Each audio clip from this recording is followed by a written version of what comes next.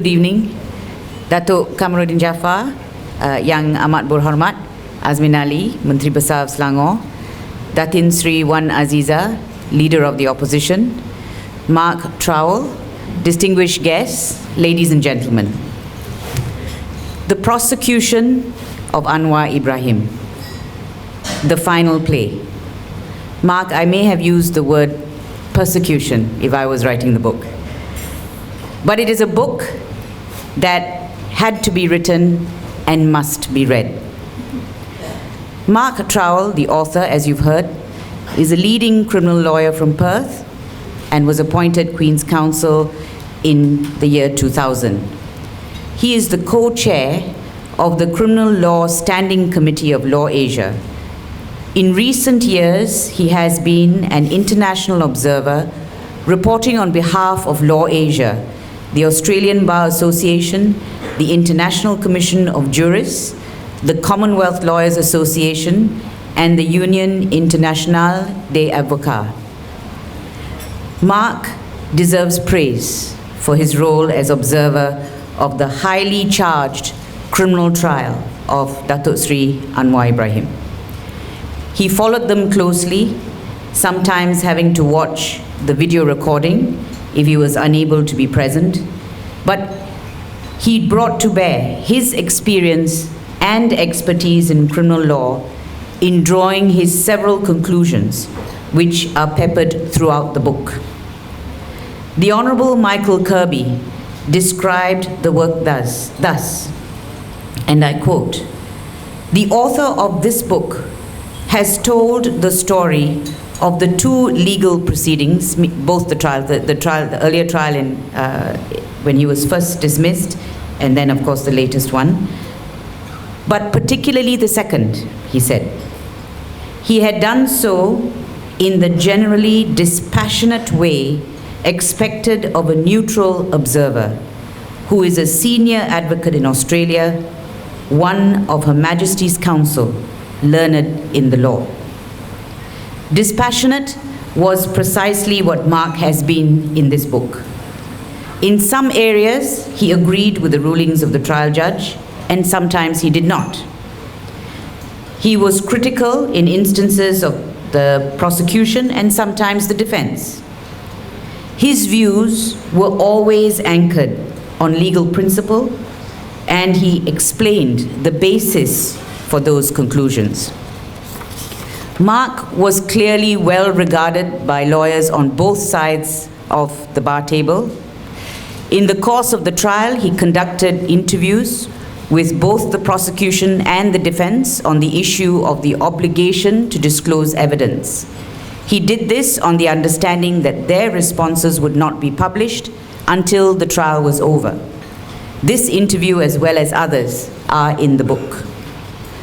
The book also speaks to significant events that occurred around the trials, including the political dimensions, thus providing the context for the trials. Everyone knows that a true understanding of the trials and its strange twists and turns is not possible without appreciating its context. The author rightly dedicates a couple of chapters to the late, great Karpal Singh, who was lead lawyer for Anwar Ibrahim until his untimely demise.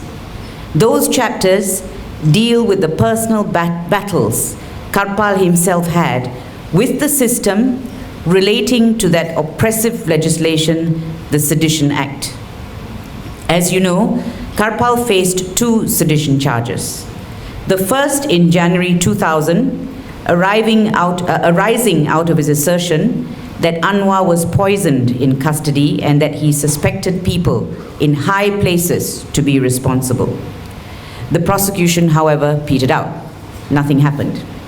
The second charge, as you all will remember, was in 2009 in relation to an opinion he expressed about the late Sultan of Perak, Tuanku Azlan Shah's removal of the Chief Minister of Perak. For that, Karpal was sentenced in 2014. I recall that very clearly. I was in court that day, and I remember the prosecutor pressing for a custodial sentence of this senior lawyer in a wheelchair. She submitted that Karpal was effectively questioning the Sultan's prerogative and had to be jailed. The bar, in fact, wrote to the Attorney General complaining about her conduct. She is now a judicial commissioner. What was the final sentence for Karpal? It was a fine of 4,000 ringgit, which meant Karpal would have to vacate his parliamentary seat. Karpal appealed, but so did the prosecution. They sought to enhance the sentence. Unfortunately, we lost Karpal that same year before the appeal was heard. It is a loss that we feel every day in this country when strong voices of reason are needed so badly. Coming back to the trials, I was particularly interested in Mark's statement that the prosecution must always be a model litigant. He said, it, i.e. the prosecution, must never be seen to have compromised its impartiality to the facts. This, he said, is critical in upholding the integrity of the justice system. So was the prosecution a model litigant in these trials? Read the book and draw your conclusions. In fact, Mark even explores if the Attorney General ought to have discontinued the trial because of the relationship of Muhammad Saiful, the complainant, with a member of the prosecution team. That was interesting reading for me. There is much more in this book, which includes Mark's conclusions about the process of the trials, the hearing in the appellate courts, and the final verdict in the federal court. I was going to say that I won't spoil it for you, but Mark has already told you what he thinks. But nevertheless, I would commend this book to you for you to find out what his views are in full. I recall that sometime in 2008, before the trials had started, when this whole thing about the charge was happening, I recall that I had issued a statement as president of the Malaysian Bar when reports emerged about the Pusrawi doctor who was the first to examine Saiful and had found no penetration. There were subsequent reports that he was being intimidated. I had then said, and I quote, "The credibility of the Malaysian justice system as a whole is therefore at stake. The integrity of professionals, be they doctors or lawyers, must never be interfered with. The public must be left in no doubt that the criminal justice system in this country will not be misused or abused. There must be nothing less than an open and thorough investigation into these cases. This calls for the courage and professionalism of all those involved to do the right thing, no matter the consequences. And those who have shown such courage and integrity must know that they live in a country where it is safe to do so." Safe to do so? Do we live in such a country now? Can we say that, given the events of the past few months? Let me now go back to the trials of Anwar Ibrahim, but go back to the trials of Anwar Ibrahim and the trials and tribulations of Anwar Ibrahim, the one man that we miss here today. In the book, Mark covers the first trial as well. I must confess to a chill down my spine when I was reading about the first trial, the events that led up to the first trial. Let me read it to you. It's from Mark's book. I'm going to read straight out of it. But it's a good reminder for all of us. This was Anwar's arrest and the black eye incident. On the evening of 20th September 1998, after the rally in Merdeka Square, when Anwar was in the middle of a press conference with local and international media, a contingent of 250 armed and masked security police forced their way into his home, smashing doors and manhandling a large number of supporters who had gathered there. Anwar was immediately arrested under the Internal Security Act and taken from his house. He was kept in solitary confinement in police custody for 9 days, interrogated and severely beaten. He was brought before a court on the 29th of September 1998 and charged with several offenses of corruption and sodomy, to which he pleaded not guilty. When he appeared, it was obvious he had been assaulted, as there were bruises to his left eye and temple. He was photographed entering the courthouse with his right arm raised in defiance.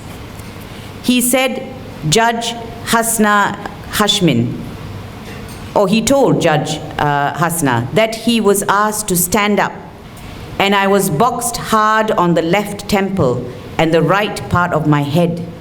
I was hit very hard on the left part of my neck. I was then slapped very hard, left and right, until blood seeped from my nose and lips. Anwar described to me the events of that night. He said he was handcuffed and blindfolded, then savagely kicked and punched and left unconscious on the lockup floor. Eventually, some junior police officers took pity on him and assisted him. He said some were even tearful as they helped him. Without their help, he believed he might have died from the assault. He added that his repeated requests for medical attention were ignored. I read that, and I hope it didn't upset you, Datin Sri. That was not my intention. But I think it's important for us to remember what this man went through. I think we forget too quickly that he suffered in so many ways, and the manner in which he was treated would have cowed anyone else. He spent 6 years in prison on the corruption charge. Corruption, that's the joke. I don't even know how small that corruption charge is, considering the kind of corruption we are facing right now. So how many years do they deserve, for goodness sakes? You have to times, I don't know how many hundreds of years. 2.6B, exactly. So that's how he suffered. And I think when he came out of prison, he would have been forgiven if he had said, enough is enough. I don't think I want to go on fighting. And we would have forgiven the family if they had said, please, let us have some peace now. He has done his work. But neither he nor the family ever gave up. And I think we should give all of them a round of applause.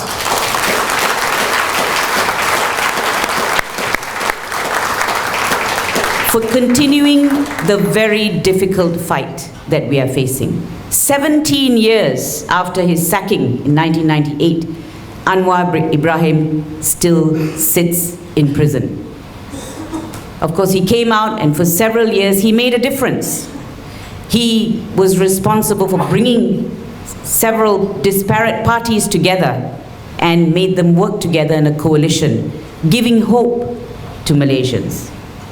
And for that, I think we must never forget the sacrifices made by him and his family. So I highlighted that passage because I feel we must never forget how the system turned on one man and how that one man fought back and continues to fight back. Did we ever dream in 1997, 1998, that this could happen in our country? I never did. I never dreamed that we would be treated, if you recall, in 1998 onwards, to front page after front page on the details of this offense we hadn't even heard of, many of us, sodomy. Or do you recall all those, the mattress that went in and out of the courtroom and then ultimately was completely irrelevant? Do you remember the words irrelevant, relevant, and irrelevant constantly used? I remember the revulsion I felt at the charge that had been drafted by the Attorney General's chambers. Someone remarked then, and I will never forget it, that that trial had robbed the nation of its innocence. Nothing was sacred. The bounds of decency meant nothing. Can you imagine what this did to the psyche of our children? And what about the psyche of the nation? It destroyed something, this trial that took place. In my view, these prosecutions should never have been brought. You would think that Anwar was Superman or something, you know, because then he had extra powers, because they're so petrified of him.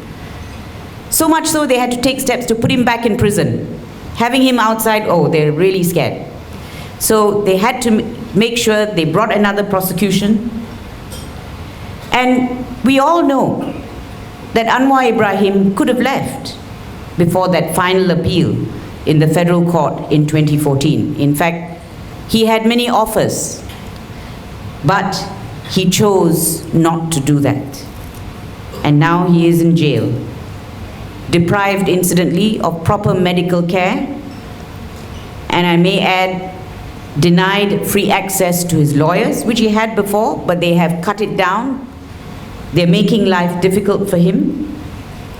How cruel must they be to deprive this man, whom they have punished over and over again in so many ways, to deprive him of proper medical attention and access to his lawyers.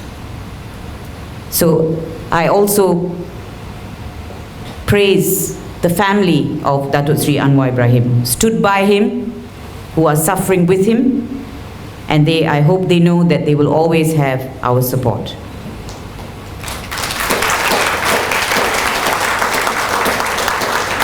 Ultimately, this is not just a book about how one man continues to fight against the system.